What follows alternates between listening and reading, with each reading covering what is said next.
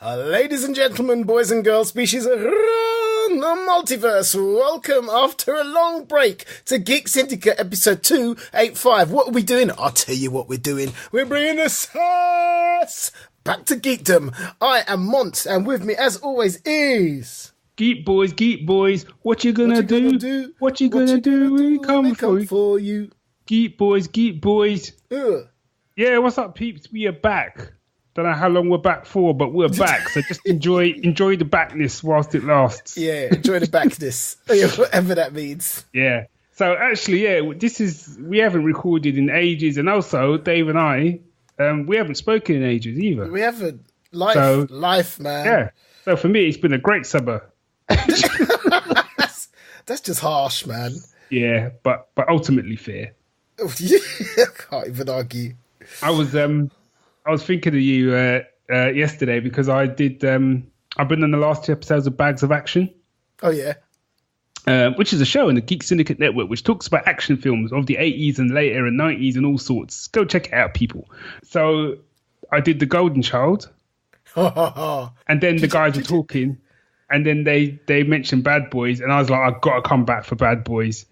And so we did an episode on Bad Boys yesterday. So I watched Bad Boys yesterday, and I hadn't seen it in about 10 years, end to end. And so much of that film, I said to them, so much of that film reminds me of me and you. Always does, man. Always did. Always. We've been trying to educate our au pair. So I got her to watch Alien, which she'd never seen. Got her to watch Terminator, which she'd never seen. And I got her to watch Lethal Weapon, which she'd never seen as well. Wow. And do you know what I'm really struck by? Is how much slower movies used to be, man. And it was like, really? You come and go, yeah, you go, oh, that was full of action. And you watch it now and you go, it's quite slow, actually. Yeah, okay. Even in my mind, Terminator was like the king of action movies back in... And actually, there's a lot of space in between the action sequences, and it just moves along quite... It's still great. It's great for it, actually, and I quite like it in comparison to modern movies, but... It's because the action sequences make way for little things like plot and character development. The little things that mean so much. Yeah, you're right. I remember the pace of the Terminator being relentless.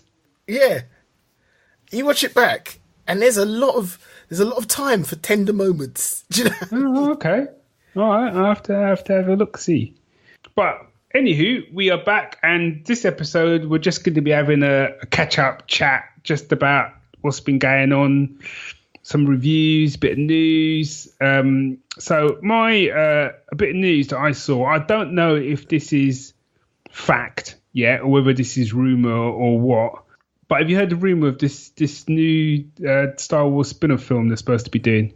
No, news to me. Well, apparently, and again, I don't know... Apparently, the rumor now is it's been circling for a while, but apparently they're gonna be doing an Obi-Wan film. Really? That really was exactly my thought when I read that. I'm just like, why you take all the myths and explore them to death, so there's nothing left to wonder about or dream about. You know what, right? And I don't think we talked about this. This is why I'm saying this show is going to be all over the place, people. But I don't think we talked about it. But as far as I'm concerned, the last season of Clone Wars, that episode with Obi-Wan at the end with Darth Maul, I don't need to see any more Obi-Wan films, thanks. Yeah, right there, man. Right there. You're never going to top that scene. And I'm just kind of like, I think someone on Twitter had said about it, because haven't we already had an Obi-Wan film? It was called Episode 1, 2, and 3. It's true. Because they were kind of, yes, I noticed about Anakin's whatever, but it was also about Obi-Wan, so it was kind of his film as well. But also, one of the great things about Rogue One was that it just took characters it took a part of the universe we knew, but explored characters we'd never heard of. They dropped in some cameos, so the fans can go, "Ooh, look at that one!" But at the end of the day, it was a part of the universe. It wasn't an explored part of the universe, but the characters were new. I don't know. Do you know what I mean? There's books and comics and stuff if you want. I don't know. Maybe I'm just getting an old grumpy man. to sort of put a positive tip on it, I think what Rogue One did was a similar thing to what the risk they took when they did the first Guardians of the Galaxy film, in that it expanded the Marvel Universe in the fact that they do now. And I think if Guardians had been a flop, I think they were already doing Doctor Strange, but I think they would have been more worried about doing something like Doctor Strange. Yeah. Do you know what I mean? So doing Guardians opened the door to sort of go, hang on, you can do a film which is quite off the wall in terms of like, you know, your typical Marvel. Because even Ant-Man, I know Ant-Man was quite different, but it was still, do you know what I mean? It was still quite, yeah. You know, outside of diehard Marvel fans, no one really knew who Ant-Man was. Yeah, true. But Guardians was, I mean, that was proper. That was proper out of left set, out of, you know, somewhere. Left field is that's the one I was looking for. There you go. Whereas I think Rogue One kind of did that for Star Wars. You know what I'm saying? So I kind of think, why now go back? Because to me that feels a bit of a backward step.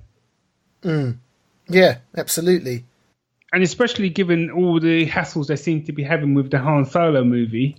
You know, because they've lost the directors on that. They've got a new director in, Ron Howard, and blah. And but also, you what know, you're doing is you're taking legends, and you know, going back to their roots. It's like, actually, let's just leave them. Let's leave them as legends. Yeah. Well, the problem is they stop becoming legends, then, don't they? Yeah. If you start filling in all the blanks, legends. Which moving on nicely. What do I want to say? Let's see. Not necessarily news as such. Well, did you see the rumours about Bradley Walsh being the new Doctor Who companion? Is that a rumour or is it fact? No one seems to have confirmed it at the moment, and it was the Mirror that let it out, and the Mirror have, you know, yeah. So I don't know. You know, let's wait till the BBC actually say something. Yeah, although to be fair, it seems such a I'm going to use that term again. It seems such a left field choice that it kind of has the ring of truth about it. But see, what I thought was interesting about that was like, so I've always, you know, they've had a male Doctor, and the prime companion, and since Doctor Who's come back, has always been female. So now they get a female Doctor, the prime companion is going to be male. Well, you can't have two men or two women in the TARDIS at the same time. Is that what you're saying? Yeah. Just thought I'd drop that one in there. Clang. I'm looking forward. I don't want to get into it. Do you know what I mean? Because I think that's almost a whole episode talking about the new Doctor. But I'm looking forward to it from the point of view of, like, you know, they've taken a risk, and I think, as much as I kind of enjoyed the last season of Doctor Who, which I did, I think risks need to be taken, and I'm interested to see where they go with it. My worry is that someone told me some of the episodes that Chris Chibnall had done. Exactly. He's done one that I absolutely loved. What was that one? Do you know what? You can't even remember. No, I can, but I'm thinking, what if I was wrong? Okay. Let me just do a very quick check, just so I don't embarrass myself. No, I was right. 42. Was that the one on the Burn With Me? Is that one? No. Yes. Yeah. Yeah, okay. Yeah. And it was done in real time. So basically, because we've got 42 minutes to crash into the sun, which, funny enough, was how much time was left in the episode. Yeah, that was good.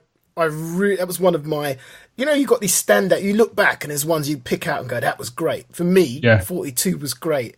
I've looked at all the others Chris Chibnall's have written, and I'm like, wow, I guess that was a bit of a one-off then. But to turn it on its head, you know, I loved all of Moffat's episodes that when he was doing them, but his overall show running was a bit haphazard. Absolutely. So maybe, you know, this could go the other way. Yeah, maybe. So I'm really. To be fair, Chris Chibnall did write some episodes of Torchwood. Yep. Cyberwoman. But then he also wrote a couple episodes of Life on Mars Oh, okay. and season 1 of Broadchurch, which was awesome. Which I haven't seen, so everyone keeps telling me go and watch Broadchurch because that will tell you that he can handle it, and I'm like, but I'm not going to go and watch it. No. So, So, I mean, the thing is, but it's like you say, Moffat's episodes were brilliant. His showrunning was haphazard. So the fact that Chris Chibnall's writing has been haphazard doesn't necessarily mean his showrunning. Yeah, but do you know what I mean? All this fuss about a female Doctor, and I'm like, the last time there was a female producer with Doctor Who was 1963. Yeah. So we shall see. I'm looking forward to it. Looking forward to seeing how they handle it.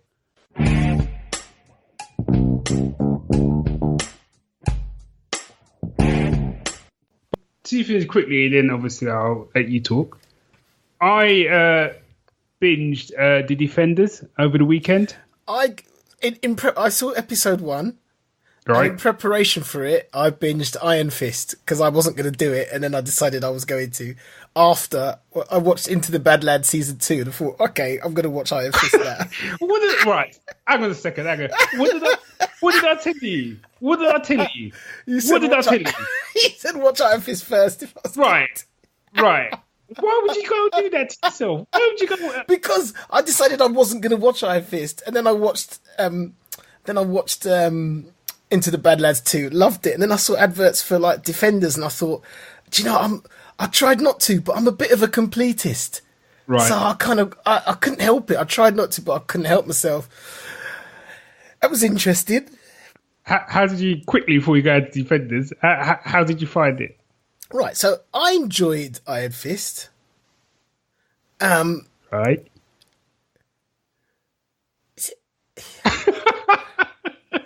And I liked his fighting style in that it was different from the rest. It was very much about just moving out of the way. It was sidestep foo. It was side foo. Sidestep foo. And I was like, do you know what? I'm going to go against the grain and say I quite like the fighting. And then it got to the end of it, and I couldn't remember a single fight scene he'd done. Whereas I remembered like a lot of Colleen's and a lot of some of the villains, and even with the first episode of Defenders, there's this mystery woman who's in this serious sword fight with some dude, and then Iron Fist comes along to help out, and suddenly it just became a really average fight. And I was like, and what happened? What that meant was I was really trying to find my way to loving his fight scenes and excusing stuff, but then. Right. But then he'd say stuff like, I'm the Iron Fist, and someone say, what does that mean? He goes, I can't be beaten. And I found myself laughing. I'm like, really? Okay, because you're fighting some pretty average people, and you seem to be struggling. And I'm actually trying to big up the show because I did enjoy it more or less. And off air, just because just so I don't spoil anything, I'm like, your big boss fight was to fight a retired businessman who died once, and you were struggling with that. I'm sorry, I might have to leave that. Sorry, I meant to say it was a middle-aged businessman. It was like he was struggling with that. I know he wasn't normal, but still. You know, my problem. Oh man. My problem with it was like, there's a fight that Colleen has with her sensei in the rain. Yes. Which was awesome. Proper awesome. And my problem with him was I found that he was better in the Defenders, actually, fighting-wise. It's almost like it took him with an extra course or something. I don't know. But I think it was his fighting style combined with his attitude. And that's not to do with the actor. That's to do with how they've written the character. Absolutely. It was a bit annoying. He was a bit of a punk. Do you know what I mean? He was a bit like, no one can stop me. I'm the Iron Fist type thing. And it's like, clang, he get another beat down. And it was almost like every fight went the same way. He'd get a beat down and he's got to pull out the Iron Fist. It's like, dude, you're supposed to be the best fighter there is, even without the Iron Fist. And you're still struggling against most people. I was thinking, I was like, you know what? Because Iron Fist is meant to be guarding the pass to whatever the city's called. Cunlow. I was like, But actually, your boy who came to meet you, he's got skills. He doesn't even. He could defend it without the Iron Fist. That's what I was thinking. Look, you know what, right? When his boy turned up, who looked mean anyway, right? And then kind of was screwing because he was, you know what I mean? Danny was the Iron Fist and not him. I was like sitting there, I was like, you know what? I'd be kind of screwing because you know you got skills over that dude. Yeah. That was my problem. I'd be proper screwing. I'd be proper screwing. Because when he came in and started fighting, I was like, who's this guy? At no point did I even assume that he was trained at the same place. Because I thought he's another level of martial arts. You know what I mean? Yeah. So when I'm then expected to accept the fact that not only were they trained at the same place, but Danny's actually supposed to be better than him. No, no. The other thing, one thing I really liked was what's the bloke's name? You got to give me more than that. The head of the company, him and his sister. It was Joy and. Oh, it wasn't Randall, was it? Because that's the name of the dad, isn't it? Yeah. Well, you know who I mean. I know what you mean. Yeah, he was good. Yeah. His story, his character journey was brilliant. Yeah. Because he went to someone you would spit at and actually became quite a vulnerable character in the end and kind of turned that character around for me. And I was like, how did you do that? I was really impressed with that. Whereas to me, Joy's journey didn't really make any sense. No. Because she kind of went the other way. But number one, your dad's obviously not right. Obviously. He ain't right. And you know it.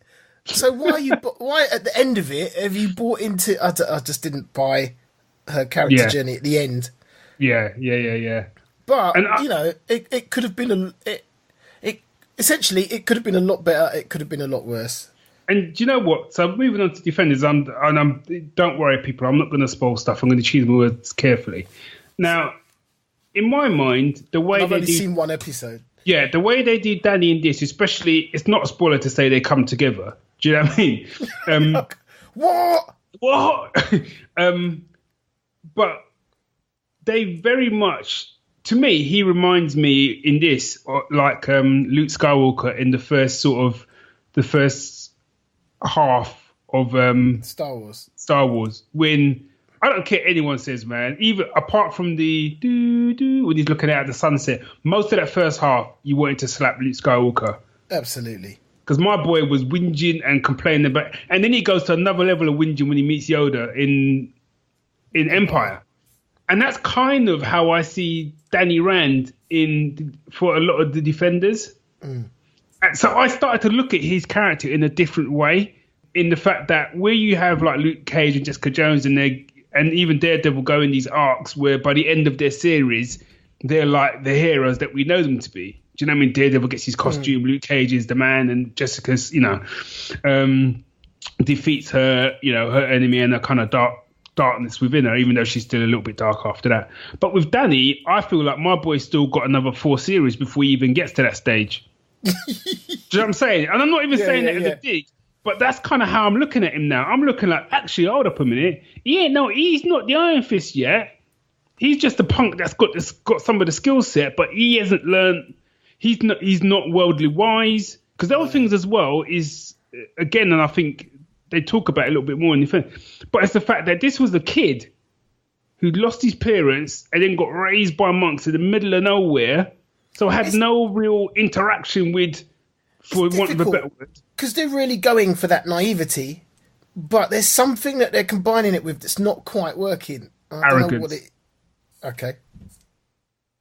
Arrogant. It's arrogant. That was on the tip of your tongue. Yeah, I know. But I think when you watch the Defenders, you'll see, and it's just watching how they relate to him. I found the first episode really boring. Oh, okay.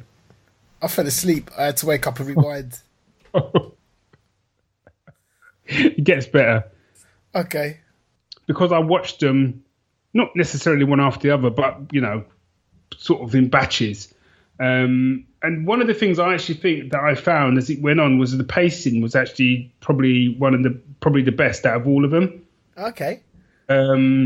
because it's 8 episodes, it's got to move at a good clip.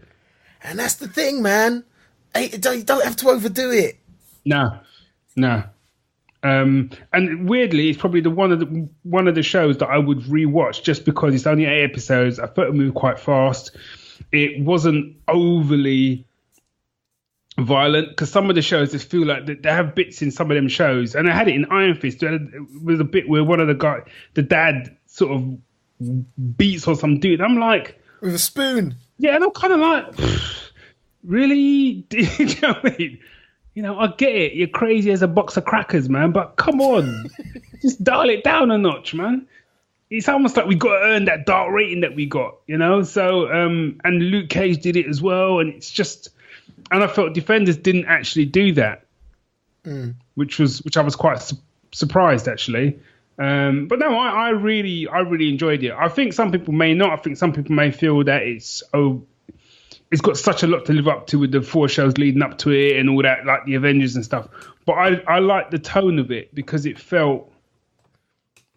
tone felt right for that type of show compared to Avengers, because these are like street level heroes. Yeah. So the threat feels street level. The resolution felt street level. Do you know what I mean? And at no point did I sit there going, well, this is ridiculous because Captain America or Iron Man would have come in by now and blah, blah, blah, blah. Because I thought, you know what? They're dealing with their own. They wouldn't even know it was happening. Exactly.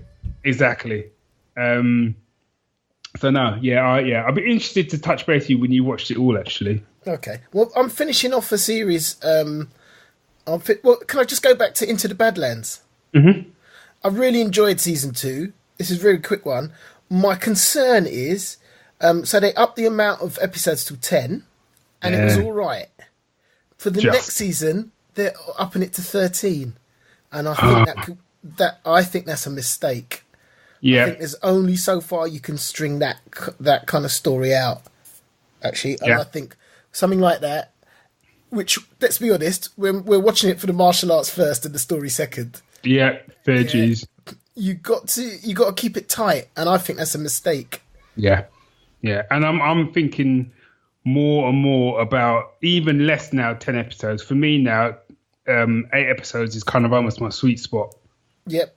No, when you said, because I didn't realise Defenders was 8 episodes, and my heart leapt. I went, oh, I can fit that in. Because once upon a time, 24 episodes was when you didn't. There was nothing else on TV to watch. It's 24 episodes.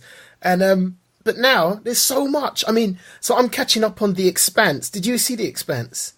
Yeah, I watched the first season. Second season's been out, but I'm waiting for it to come onto Netflix because I saw the first season on Netflix and I thought it was brilliant. Well, I've got 2 episodes left of the first season, and the second season comes on at the end of the month, I think. What, on Netflix? Yeah. Aye. And I think I was like, why are people not talking about this more? This is solid science fiction, man. Yeah. I'm loving it. I'm loving it. It's good, isn't it? Really good. I think I'm a bit evangelical about it at the moment. It reminds me in tone of Babylon 5. Yes, it does. And you know the guy with the hat? Is it Miller? Is that his name? He's like Thomas Jane. Yeah, he's got a kind of Garibaldi vibe to him. He really has. He really has. You know, and I just like the fact that it switches between kind of like almost like a kind of sci-fi noir type thing, and then a kind of bigger, for want of a better word, expansive sci-fi drama. Do you know what I mean? What's going on out in space or whatever. And there's if I remember rightly as well, it had a cracking fight scene in it as well. Like kind of where they're trying to get to, I think it's when they're trying to get to a ship. Oh yeah. No, it does. I love it. And the other thing I've just finished is season 2 of Humans. Oh, I still to watch that actually. It's amazing because I wasn't sure where they were going to go after season 1, which I thought was brilliant. It all goes to hell, man. That's where it goes. Does it? And it was great. I've just been catching up on some great stuff, man. Well, quickly, because I know we've talked a lot of TV and stuff, but obviously we do comics. Speaking of catching up, I stumbled across something that I'd bought on comic ages ago and I hadn't even read it, and it's called Jupiter's Legacy. Mark Miller. You heard of this? Yeah. Yeah. Do you know anything about it? No, I think I read the first issue of it ages ago, and always meant to come back to it. So basically, Wikipedia is my friend. The first few issues, the opening story explores. So basically, it's a load of. It starts off back in the 1930s. You know, I'm always a sucker for that. Yeah. And basically, a group of people, some of whom are related, travel to an island. Yes, that's right. Yeah, and they get given powers. And then it jumps forward to I'm not sure how far it jumps forward, but basically those same people are now superheroes, but they're kind of aging, and you've got their kids sort of coming in now, and some of them that's right. are like teenagers, have powers and whatever. And then, to quote what you just said, shit goes to hell. And it's difficult to say any more without spoiling it, really. But I thought when it had the forward jump, I wasn't going to like it because A, I was loving the 1930s vibe, and B, I was like, oh, this just feels, I've seen this done before. Modern day superheroes, they're a bit, everyone's a bit of a dick and whatever. But it absolutely cannot recommend it enough. You need to go back and read it once. It was brilliant. Brilliant. Okay. We always talk about the idea of, it's right there on the tin. We always talk about legacy and moving characters on. You need to go and pick it up. That's all I say. You need to go and pick it up just for that. So yeah. Did you ever read Starlight by Mark Millar? Starlight. It's basically Up meets Flash Gordon. No. Oh man. Did you say Up? Yeah. As in the animated. Yeah. Okay. It sounds weird, but it's basically Up meets Flash Gordon. It sounds awesome. I'll give you the potted thing quickly. It's basically imagine if Flash Gordon comes back from his adventures, no one believes him. He becomes an old man, and then kind of has to go back on one last adventure. Well, okay. Yeah, you got me convinced. Yeah. You need to, I really, and I think it's standalone. I don't think it's any more. I think it's just a one sort of graphic novel. Brilliant. I really enjoyed that as well. So that, it's two for you, Starlight and Jupiter's Legacy. Also, I read the second volume of Velvet. Ooh, I've been meaning to catch up on that for so long. I know, and I was the same. When I got a bit of time, I was like, let me just, and I was going to read an issue, end up reading the whole volume, second volume. Yeah, it's still kicking ass, man. If you loved, people keep telling me I need to watch Atomic Blonde, which I will do. But if you want a good spy stuff, and not just straight up spy action, but actually good spy craft as well, you need to pick up Velvet. Okay. So that's Image Comics. That's Brubaker. Yeah. It's Brubaker, isn't it? So if you know Ed Brubaker, you know what you're getting. He don't let you down. I saw, what was it I read? So I've been catching up on Marvel Comics. Mm-hmm. And they did a mini-series called Cage by Jendi Tartarovsky, who did Samuel Jack. Yeah. So I read that. What do you think? It was awful.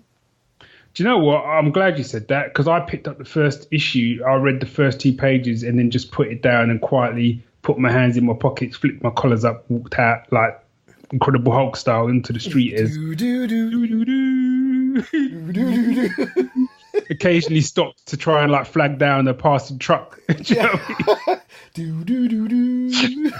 Well, I got a job for 6 months as a wash it up in Alabama. Do you know what I mean? Yeah, as a dishwasher. As you do. Because it was woeful. And it got worse. Right. Do you know what? I get what he was trying to do, and I kind of feel had he animated it, it might have worked better. Even still. No. Nah. Not that. Unlike the other one which you recommended, which I've picked up, I've read the first episode. I've read the first 2 issues of Marvel Unlimited, which is the Luke Cage and Iron Fist. Yeah. That was fun. That's how you do it, man. It was just fun. Yeah.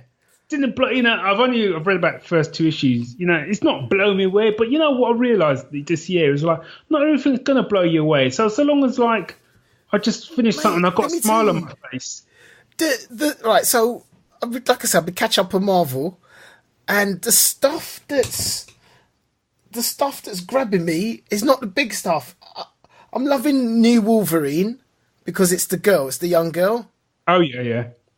Pretty much like from Logan, essentially. Yeah. But I'm loving Patsy Walker, Hellcat. Right. It's just like some kind of teenage soap, but I just love it.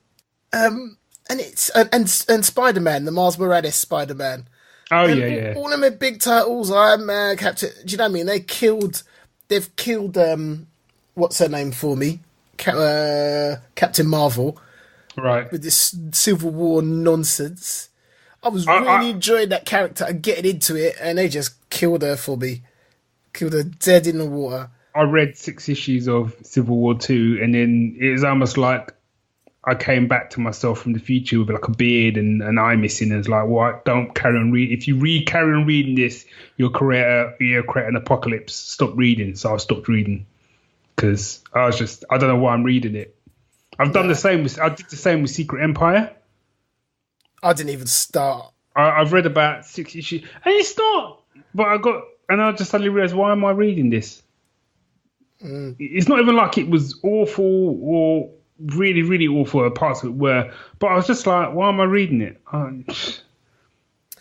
While we're here talking about things, why do we do things? I just want to give a little shout out to Chris and Courtney Charlton and their new daughter Cora, and I just want to talk about the things that we do for love. Okay. So that's the best way to put it. It's a story about he and she. She loves Smallville. Out of love, he watched the entire run of Smallville in 1 year.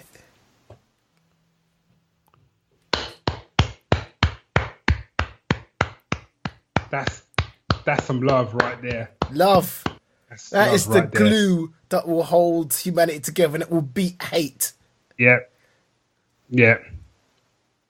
Saying that's like beyond. Yeah. So anyway, back to comics. So it's a comic I came across, and I just saw the cover, and it caught my attention, and I thought, I don't know, looks interesting. But the character's called Faith. It's a comic's called Faith, and it's a trade paperback called Hollywood and Vine. Okay. And it's got a picture of a sort of platinum blonde woman basically sitting on a phone line, typing on her laptop in a superhero costume, while some pigeons are just kind of looking at her to say, yo, you need to get off our line, man. kind of thing. And she's got this big smile on her face while she's typing away, and I just thought, something about it just looks lovely. Yeah. And it's a sad thing that I should have to mention it, because I shouldn't, but she hasn't got the figure of a model. That's the best way to put it. Yeah. Do you know, she's a bigger woman. Yeah. And it's brilliant. And it's never referenced. They don't make a thing of it. She just is. And that's lovely. Because I always thought, if superhero powers and mutant genes get handed out randomly, how come they only get handed out to the well-fit people? Do you know what I mean? Yeah. Unless gene is going to make them well-fit. Yeah. Or, you work out a lot because you like being a superhero, fine, whatever. But yeah. Also, Superman's affected by the yellow sun. You know what I mean? He don't need to be fit. But yeah. Anyway, so it was, and I read this, and it's basically, and then I didn't even realise it was a character that existed in the Valiant universe. I know nothing about the Valiant universe. So apparently she was in some supergroup and she's kind of gone solo. And she's gone to a new city and is trying to remain anonymous, and she's kind of taken up a job in this kind of a journalist job, which she's not particularly brilliant at. She's not particularly great at keeping her identity secret either, though she's trying hard. And she's just quite a happy she's got her doubts and stuff like that, but she's just quite a happy, upbeat person. And I'm reading this and I'm like, I'm loving it. It's got its bits of darkness in it and its challenges, but there's something about it that feels a bit life-affirming. And I've finished it, and it's really, really, really made me want to investigate the Valiant universe, because I know... Oh, okay. And I'm like, do you know what? If Valiant universe is good, why do I need DC and Marvel, because there's some good stuff in DC and Marvel, but I keep getting waylaid by these big events, and I get into a comic and then I just like, because what happens in an event starts to take over that comic for a few issues, and you're like, I didn't need that. I don't know, it's just got me really. So if there's anyone out there that knows anything about the Valiant universe and wants to recommend some starting places, then let us know. I'd be very interested. Cool. Right, on that note, that seems like a good as place as any to end, apart from the fact that I'm very quickly going to give a shout out to Andrew Roper. Who's Andrew Roper, Dave? He's a bloke, isn't it? Yeah, he's a bloke. Well done, Dave. Also, I was at the Edinburgh Fringe Festival last week, and look at you turning into the bourgeoisie. This is the second time I've been, mate. Do you know what I mean? Yeah. I could do culture and shit. And he was doing a show. Now, the first show I went to that he did was superhero battle, and basically they had 3 comedians came on and they each had to pitch their superhero, and then they argued as to which was best. And one came on was Cable, one was The Flash, and one was Harvey Birdman. Okay. And to show the level of Harvey Birdman won because he was the funniest. Basically, he was good. Harvey Birdman was good because the first thing he came on was like, "So who's ever watched Harvey Birdman?" And because I won a ring because I was the only one in the audience. You could say the Green Lantern oath. Go on. And even though my wife doesn't listen to the podcast, I'd like to apologise because my wife was sitting next to me and she could already see it, just wincing, mortified. Yeah. And then someone came up to me afterwards and said, "I always wanted to meet Jon Stewart. How did you know that off the show is?" To which my wife was like, "Jesus." So I thought because I know who Harvey Birdman is, but I thought I couldn't say anything because I thought I'd probably get divorced if I did. So I kept my mouth shut. Too far, man. Yeah. So he said, "Anyone know Harvey Birdman?" Silence. And he literally just turned and went, "You absolute fuckers. You need to watch the show." And then he kind of went on about it and he won. So anyway, Andrew Roper was the compere and he was brilliant. And he does another show called Superhero Secret Origins, the movies, which is on later on that night. So I went along to that. And let me tell you, right, it wasn't a packed place. It's one of the best things like I've sat in. When I left there, I felt like my kind of geek power levels had been topped up, revitalized. Because he kind of talked about all basically the history of how we got to today with all the superhero films that we have now compared to. Oh man, I'm looking at his dates, and he's in Edinburgh till the end of August. Yeah, but I just want to know when he's. And the way he kind of, I'll probably take this bit out, but he basically linked it all back to Superman, the movie. Okay, yeah. But the way he linked it back and actually explained how all of the films now kind of owe it to Superman was just even some of the stuff from Wonder Woman. I was like, oh yeah, you're right. Brilliant, man. And it helped that he's a funny dude as well, but he knew his stuff. Yeah, so shout out to Andrew. He's following us on Twitter, so nice work, sir. Okay. Round us up, buddy. Okay, so you know the drill. Well, you might have forgotten because it's been that long, but if there's anything you want to disagree with or praise us for, then you can send us an email at thegeeksyndicate.co.uk, or you can get in touch on Facebook or on Twitter. You can follow us on Instagram or Pinterest. Just have a look. And get in touch. Don't be a stranger. And of course, check out the website geeksyndicate.co.uk, which will also give you links to all the podcasts on our network. So anything else to add, Barry?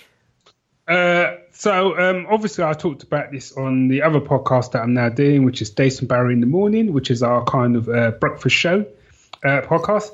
In the morning? And yes. Do you record it in the morning? So that comes out Saturday mornings.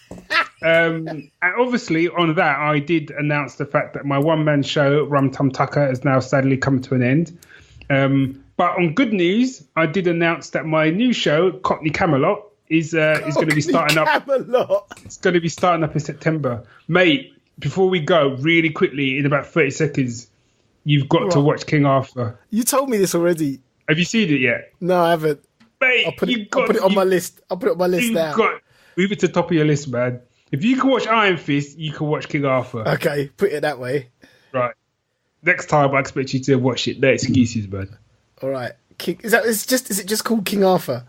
Yeah, I believe so. Just the Legend of the Sword. That's it. That's the one. All right. Done. It's on my list to watch.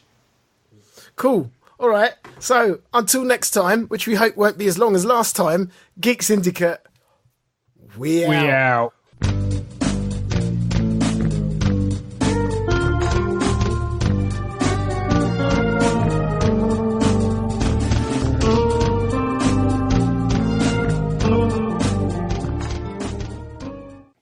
I just got to say, there you go, man. That Iron Fist, man. That show cracked me up, man.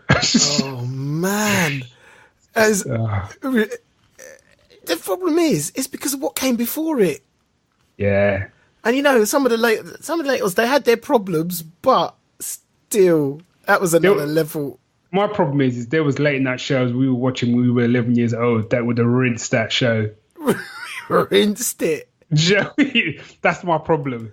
You can't do a show called Iron Fist, and that's what the bloke said. You did Into the Badlands. He said, if you're going to do a show called Iron Fist, you got to come with the fucking goods. I know the problem is. Do you know the problem is? The graphics in opening credits fight better than he does.